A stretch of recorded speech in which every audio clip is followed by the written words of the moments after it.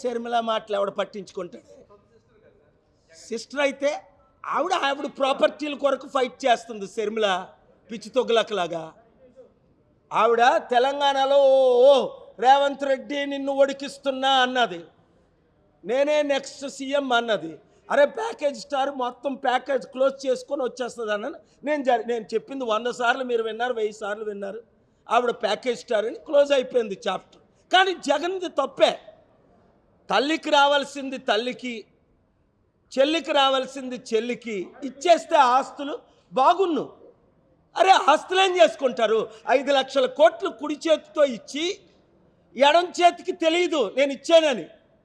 747లో దిగినప్పుడు ఒక press meet పెట్టలేదు. అది మన హైదరాబాదులో, మన చెన్నైలో, మన ఢిల్లీలో, బొంబేలో దిగినప్పుడు 747 అంటే ప్రపంచంలో ఇంకో మానవుడికి లేదు. ఇప్పుడు ఉన్నాయి అమెరికా తుసాన్లో, మెక్సికో టివానాలో. ఎందుకు వచ్చేసాను ఇక్కడికి? వాళ్ళ ప్లేన్లు తీసుకురానివ్వరు, డబ్బులు తీసుకురానివ్వరు, నన్ను నిలబడినివ్వరు, నన్ను ఓడించడానికి ప్రయత్నిస్తాను. నేను తప్ప మోదీని ఈ విధంగా ప్రశ్నించే నాదుడు లేడు. ప్రశ్నించిన వాళ్ళందరినీ లోపల పెట్టేశారు. అప్పక్క పప్పడం. చంద్రబాబు నాయుడు ఏమైనా ఇంప్లిమెంట్ చేస్తారంటే ఎవడన్నా నమ్ముతాడా? 9 నెలలు అయింది,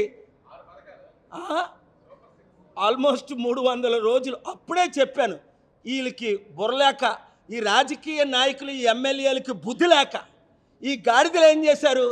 ఆయన పార్టీ తరపున నిలబడ్డారు. అదే ప్రజాశాంతి పార్టీ తరపున నిలబడితే పంపు పెట్టి 5 లక్షల కోట్లు అధికారం లేకుండా తెచ్చినోడిని 50 లక్షల కోట్లు తేలేనా?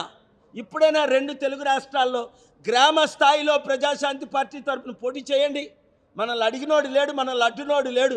కమాన్, let's contest.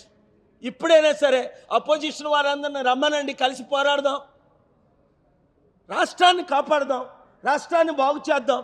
I have done it, I know how to do it. ఇప్పుడు అధికారం లేకుండా ఎఫ్సిఆర్ఏ లేకుండా డబ్బులు తేలాం, గవర్నమెంట్ లేకుండా డబ్బులు తేలాం. అయినప్పటికీ ప్రశ్నిస్తున్నా. అన్ని పనులు మానుకొని, లక్షల కోట్ల ఆదాయం మానుకొని ఎందుకు ప్రశ్నిస్తున్నాను? నెలకోసారి వెళ్తున్నాను, మళ్ళీ ట్రంప్ రెచ్చిపోతాడని నేను వెళ్ళకపోతే.